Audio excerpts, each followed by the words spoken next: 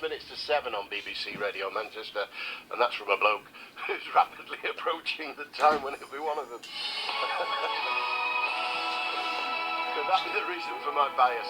The headlines today on BBC Radio Manchester: the government's chief medical officer has said that the danger posed by growing resistance to antibiotics should be ranked alongside terrorism for its possible consequences on the nation. Police are investigating an arson attack at a Jewish mortuary at North Manchester General Hospital, and the number of people in Greater Manchester with diabetes is on the rise. More than 172,000 people suffer from the condition in Greater Manchester, 3 million nationwide. The weather is going to feel bitterly cold. Sunny spells, we got a bit of that. Some snow showers as well. Top temperature today will be 2 degrees Celsius, but frankly, it won't feel anything like it. The wind chill factor and all that other gubbins means it'll feel more like -6. Now that's cool. Alan Bevick, BBC Radio Manchester. And not cool in a young person's sense. They think everything good is cool, but tain't. Cool isn't cool, it's just barky. Now, have you ever had trouble getting an appointment with your doctor?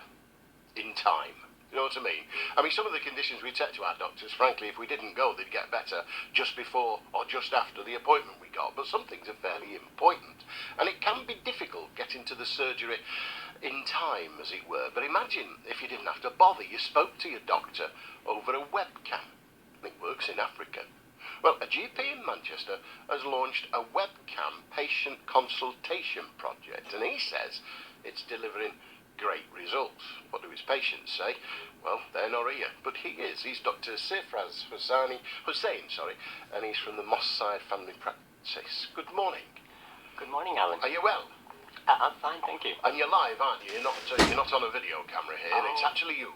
It's actually me and very much alive. Why use cameras to speak to people? Why not to either go and see them, or, as most doctors do, sit there and have them come see you? To put it in context, Alan, absolutely. The heart of general practice is the doctor-patient relationship, which is built upon mutual trust and understanding. Patients that have been registered with me, you know them for years. So it's based upon the core being that you know your patient. And some of them, especially the elderly, I heard your conversation earlier, and you've known them for years. And if you look outside, the weather today, it's very cold, it's very icy. For someone who's old, and if there's ice on the ground, they may fall. So getting to the surgery is limited and very difficult. But, you can't check somebody's BP over the phone. You can't check their pulse. Absolutely. And every time I go to the doctors, that's what they do. And perhaps you don't go often enough.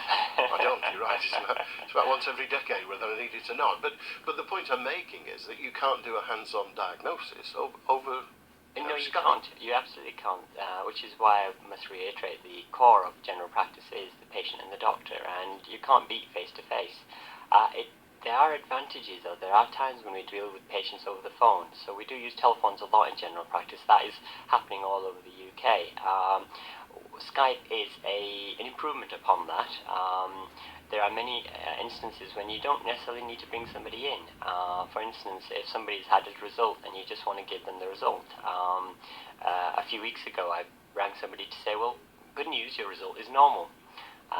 There was a pause, and I said, are you alright? She said, well, I'm not actually. I want to know what's wrong with me. If the result's normal, then why am I feeling the way I am? If that patient was face-to-face, I would have picked up on the cues straight away. You should look happy. The result normal is a good result. If you could see them on Skype or face-to-face, you could pick up on that quite straight away, whereas on the telephone, you can't pick up on that. And how often is that? How often would that happen? How many people are using Skype? The Skype is not a new idea. It's actually been around a long time, and it's not my idea or our practice's idea at Malside. This is something that patients are using, and particularly our multicultural society who have loved ones abroad. Skype is free. It's absolutely free. You can ring somebody in Canada and speak to them for hours free. It's cheaper than any landline. So it is a medium that patients are comfortable and familiar with, and it is those patients that said to me, well, you might as well, why don't you use Skype? You save tuppence on the phone call, if nothing else. If nothing else, which I think would make quite a lot of people becoming happy. It's just another weapon in the armoury, as it were, and we ought to say that there are others than the ones we've named. There are other video communication systems than that particular one. Oh, absolutely. We're talking this morning about diabetes, and it is a growing condition, or more and more people are having it and getting it in our society. What can we do about that? What can I do to stop me getting it? That's always assuming I've not got it. Well, Alan, the key thing in life is prevention. Preventing something is far better than having to treat it. If, for instance, you look after your health, as you mentioned, go to your GP, get your blood pressure checked, your weight checked. What you'd find is that just being slightly overweight would start putting you at risk for type 2 diabetes. A simple healthy diet, exercise would actually delay that or reduce the likelihood of that. The other fact is, and this is something I noticed in my own grandma when she developed diabetes. I feel well, doctor. Why do I need to do anything if I feel well? And she ignored her diabetes for many years. Unfortunately, until she had a heart attack, she didn't take it seriously. And this is true for many of my patients too. I nag them, I cajole them.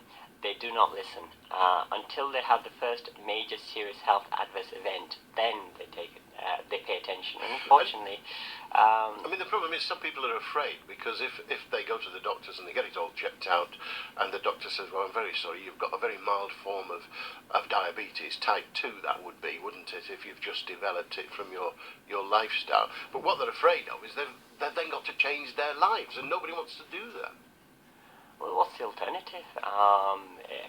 If you're on a train that's on a collision course, what's the alternative? You want to go and have a heart attack in a few years' time, and then what good will you be to anybody?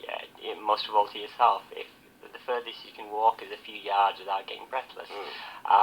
If you have a car and it's one of the lights is flashing and you ignore it, well, you can be surprised. You can be surprised when you break down. How easy? We're talking to people today who are coping with type 1 diabetes, but type 2, how easy is that to cope with? Because you hear of people, they do change their lifestyles, and does the condition go away again? Well, type 1 diabetes and type 2 diabetes are completely different entities, so I am talking about type 2. Yes. Type 2 diabetes, if you look at the majority of the population, they usually have centripetal obesity. That is a big tummy. That leads to the development of diabetes, extra weight gain, eating habits. By controlling those, by reducing weight, by losing weight, by exercising more, you do actually reduce the risk in the first instance. Once you have it, you actually keep it under control. All the research and evidence shows if you keep your diabetes under control, and it may well mean having to take a tablet at some point, you actually have as good a chance of life as anybody else. That's all we can ask, that we have life as good as anybody else. Doctor, thank you very much indeed.